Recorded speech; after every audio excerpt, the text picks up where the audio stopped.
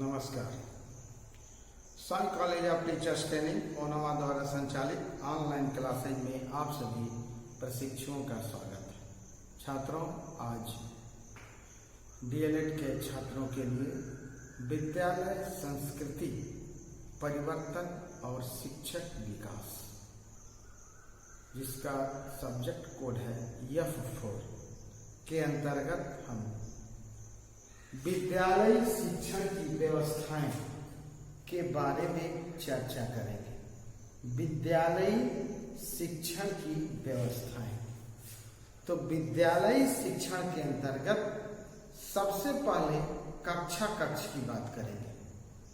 कक्षा कक्ष की अवधारणा क्या है, कक्षा कक्ष का क्या अर्थ है, इसकी आवश्यकता क्या है, इस पर हम चर्चा करेंगे। छात्रों, कक्षा कक्ष विद्यालय के अंतर्गत छात्रों को बैठने का एक स्थान होता है, जहां पे शिक्षक के द्वारा शिक्षण कार्य किया जाता है, उसी को कक्षा कक्ष कहते हैं।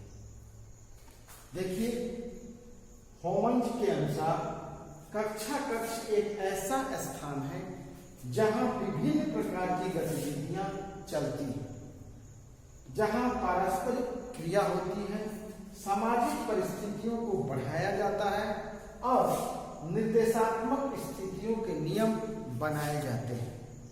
ठीक है, इसको कहते हैं कक्षा कक्ष, जहां विभिन्न प्रकार की गतिविधियां चलती हैं, सीखने सिखाने की गतिविधियां चलती हैं, पारस्परिक क्रिया होती है, सामाजिक परिस्थितियों को बढ़ाया जाता है और निर्देशात्मक स्थितियों के नियम बनाए जाते हैं, उसी को कक्षा कक्ष कहते हैं। एक और वैज्ञानिक हैं, एक फिलिप जैक्सन। ठीक है, फिलिप जैक्सन के अनुसार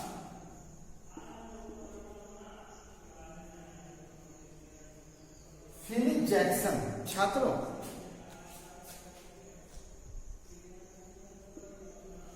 फिलिप जैक्सन ने कहा है कि कक्षा कक्ष एक ऐसा स्थान है, कक्षा कक्ष एक ऐसा स्थान है जहां छात्र अपने जीवन काल का अधिकतर समय व्यतीत करते हैं।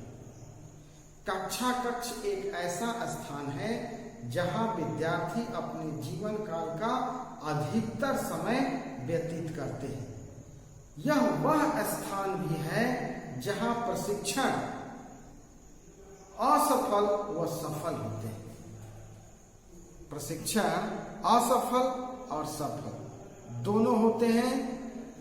मन बहलाने की बातें पूरी होती है, जहां नई अंतर्दृष्टि मिलती है और कौशलों को प्राप्त किया जाता है। किंतु यह वह स्थान है जहां छात्र बैठते और सुनते हैं, जहां छात्र बैठते और सुनते हैं, प्रतीक्षा करते हैं और देखते हैं, अपने हाथ खड़े करते हैं, परीक्षा पत्र पास करते हैं, पंक्तिबद्ध खड़े होते हैं और अपनी पेंसिलें तेज करते हैं।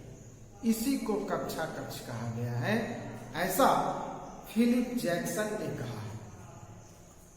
ध्यान देना है छात्रों, यह एक ऐसा स्थान है जहां विद्यार्थी अपने जीवन निर्माण का मैक्सिमम टाइम व्यतीत करता है, मैक्सिमम टाइम देता है।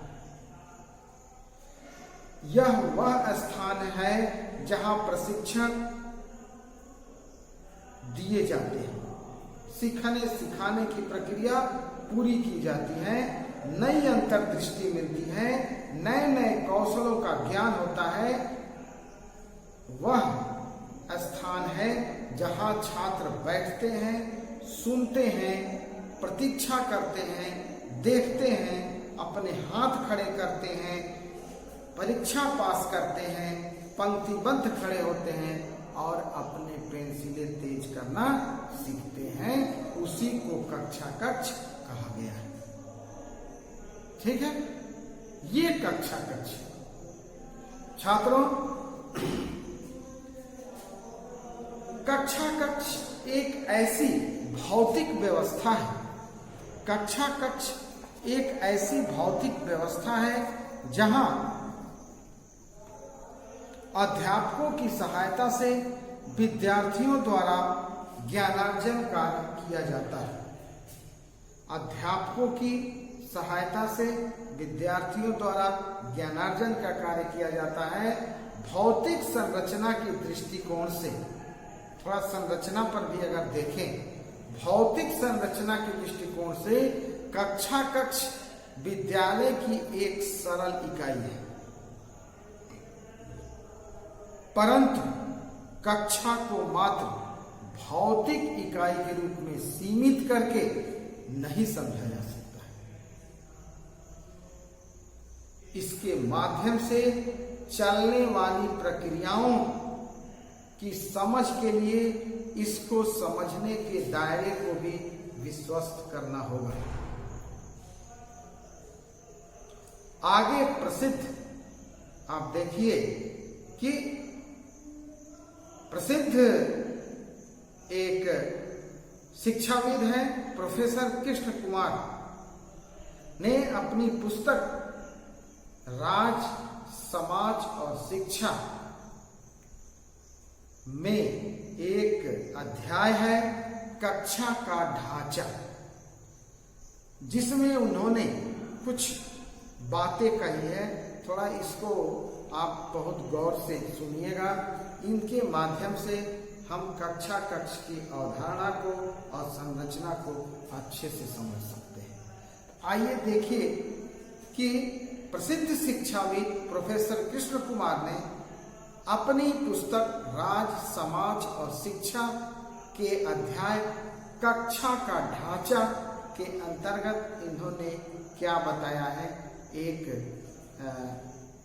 कहानी के माध्यम से उन्होंने कक्षा कक्ष की अवधारणा को क्लियर करना चाहते हैं। सुनिए, कई वर्ष पहले एक कहानी लिखते हुए मेरा वास्ता एक ऐसे बच्चे से पड़ा।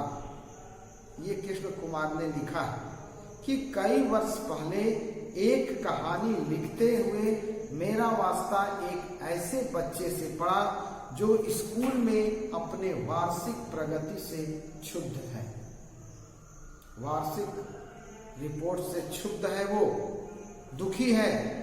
कक्षा में उसके मास्टर साहब, उसके टीचर अक्सर कहा करते हैं कि अमुक बात उसे 2 साल पहले जान लेनी चाहिए। अक्सर उसके शिक्षक कहते हैं पढ़ाते समय कि बेटा ये तुम अभी तक नहीं जानते हो, ये चीज तुमको 2 साल पहले जान लेनी चाहिए, तुम बहुत पीछे हो। बच्चा सोचता रह जाता है कि उसे बात वह जो 2 साल पहले नहीं जान सका, 2 साल पहले नहीं जान सका, क्या वह अब नहीं जान सकता? ठीक, आखिर ये 2-2 साल के टुकड़े कब तक चलेंगे? इस बच्चे की दुविधा आधुनिक विश्व में नई पीढ़ी, आधुनिक विश्व में नई पीढ़ी की सबसे व्यापक और गहरी दुविधा की वानगी है। वह जीवन के अत्यंत रूढ़ विभाजन से उत्पन्न हुई है। जीवन का विभाजन बहुत नई बात नहीं है। बचपन, जवानी, प्रौढ़ावस्था, बुढ़ापा,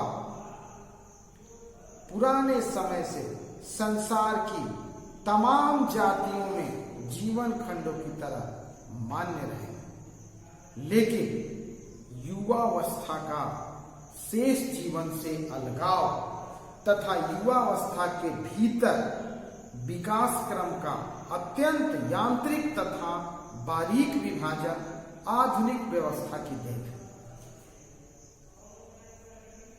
ध्यान देना।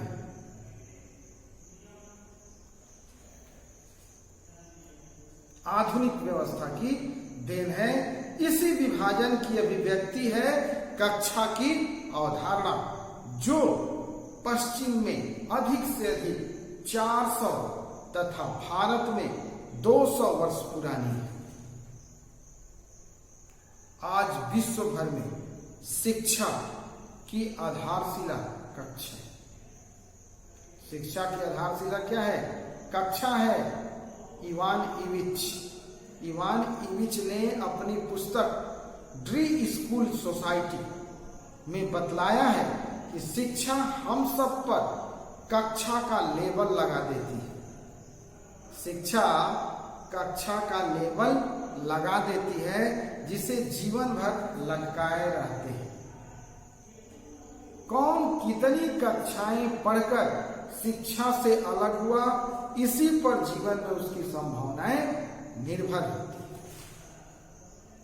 कितना पढ़े, कितने क्लास पास हो, इसी पर उसकी संभावनाएं निर्भर करती है, उसका रोजगार डिपेंड करता है। कक्षाओं में विभक्त कर देने से शिक्षा एक बाधा दौड़ बन जाती है। हर ऊंची कक्षा की शिक्षा बच्चे के आमंत्रित करने के स्थान पर उसके रास्ते में बाधा बनकर खड़ी हो जाती है। शिक्षा का इससे ज्यादा विकृत रूपांतरण और कुछ नहीं हो सकता है कि वह आकर्षित करने की जगह को रोके।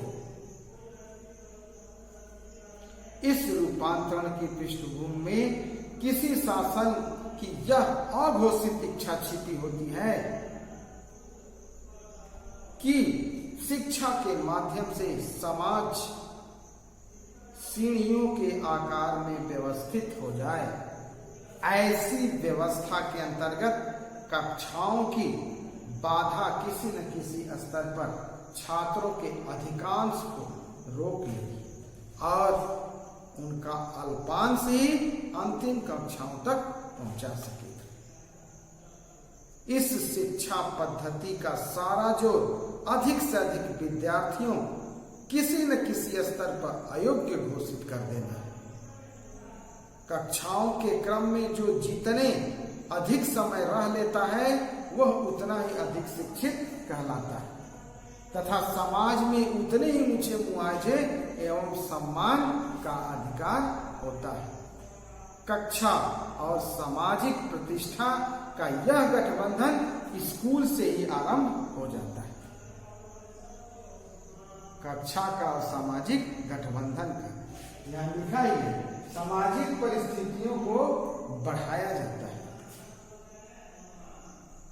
और सामाजिक प्रतिष्ठा और कक्षा का गठबंधन कहाँ से स्टार्ट होता है? स्कूल से।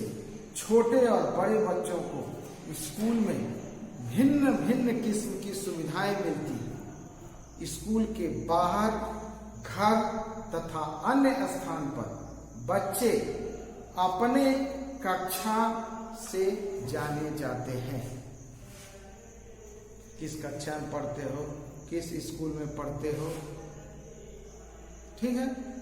वयस्क समाज में उनका स्थान उनके स्तर से तय होता है।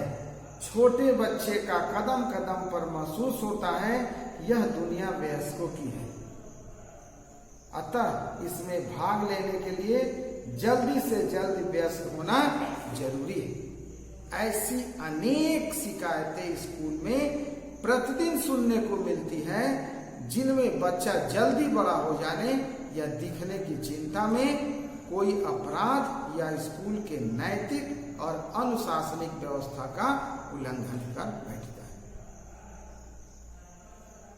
बचपन का सामाजिक जीवन से पृथक्करण कक्षा व्यवस्था की सबसे बड़ी उपलब्धि है। बचपन का सामाजिक जीवन से पृथक्करण। शिक्षा की पुरानी व्यवस्थाओं में बच्चे और बड़े का भेद नहीं थे। परंपरागत जो व्यवस्था, इसमें बच्चे और बड़े का भेद नहीं था। हमारे यहाँ पुरानी गुरुकुल प्रणाली में बड़ों के सानिध्य में बच्चों को रहना बहुत जरूरी समझा जाता था। पैमाना पाठ्यक्रम प्रणाली में बड़ों के सानिध्य में बच्चों का रहना बहुत जरूरी समझा जाता था। पैमाना पाठ्यक्रम में बच्चों को यह छूट दी जाती है, वे अपने दिलचस्पी के अनुसार विषय का चुनाव करके किसी भी कमरे में चल रहे क्लास के काम में करने में जुट जाए। बिहार में श्रमशाला नामक संस्था में बच्चे अपने अध्यापकों तथा संस्था से संबंधित अन्य वयस्कों के साथ खेतों में काम करते हैं। लेकिन सच्चाई यही है कि संस्थाएं अपवाद स्वरूप है, क्योंकि सामान्य नियम के रूप में हमारी कायदा पसंद सभ्यता यह मान चुकी है कि हम हर उम्र की आवश्यकताएं सुनिश्चित होती है। तो पहले ऐसा नहीं था। कहा जाता है कि जन शिक्षा के व्यापक प्रसार ने कक्षाओं में बड़ी शिक्षा व्यवस्था को आवश्यक बना दिया है। तो छात्रों, शिक्षा पर कक्षा व्यवस्था के प्रभाव का अध्ययन की दृष्टि से यदि हम देखें, एक स्कूल को संदर्भ के रूप में चुना जाए तो कक्षा का अस्तित्व इन दो रूपों में दिखाई देता है। पहला है स्कूल का सीढ़ी नुमा ढांचा प्रदान करने वाली व्यवस्था। अब देखिए, सीढ़ी नुमा ढांचा प्रदान करने वाली व्यवस्था क्या है? सीढ़ी नुमा ढांचा में बैठाने वाली व्यवस्था के चार कुछ उद्देश्य निर्धारित किए गए हैं। जैसे कक्षा के बच्चों का अन्य कक्षाओं के बच्चों से अलगाव पैदा करना, ज्ञान को काल्पनिक वार्षिक खंडों में बांटना, बच्चे के विकास को सांचे में ढालना, सामाजिक और वर्ग विभाजन का पूर्व संस्कार बच्चों को देना। ये है बच्चों के स्कूल को सीढ़ी नुमा ढांचा प्रदान करने वाली व्यवस्था। दूसरा है बच्चों के एक निश्चित समूह को शेष स्कूल से अलग करने वाला, एक निश्चित समूह को शेष स्कूल के बच्चों से अलग करने वाला एक निश्चित विन्यास में व्यवस्थित कमरा, कक्षा, इन दोनों भूमिकाओं को एक साथ बखूबी निभाती है। कौन कौन सी भूमिका? स्कूल को सीढ़ी नुमा ढांचा प्रदान करने वाली व्यवस्था और बच्चों का एक निश्चित समूह को शेष स्कूल से अलग करने वाला एक निश्चित विन्यास में कमरा। ठीक, तो ये दो भूमिकाएं एक साथ बखूबी निभाती है। छात्रों, किसी एक कक्षा में होने के कारण बच्चे क्षेत्र अपनी आयु के बच्चों तक सीमित हो जाता है। किसी एक कक्षा में होने के कारण बच्चे का परिचय क्षेत्र अपनी आयु के बच्चों तक सीमित हो जाता है।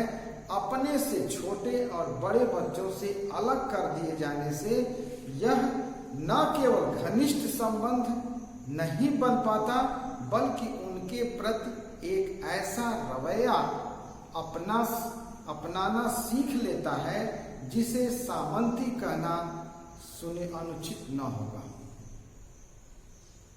बच्चों में पारिवारिक स्तर पर जैसा सौहार्द और आयु भिन्नता के बावजूद जैसा हेल मेल पाया जाता है, वैसा ही स्कूल में होना चाहिए।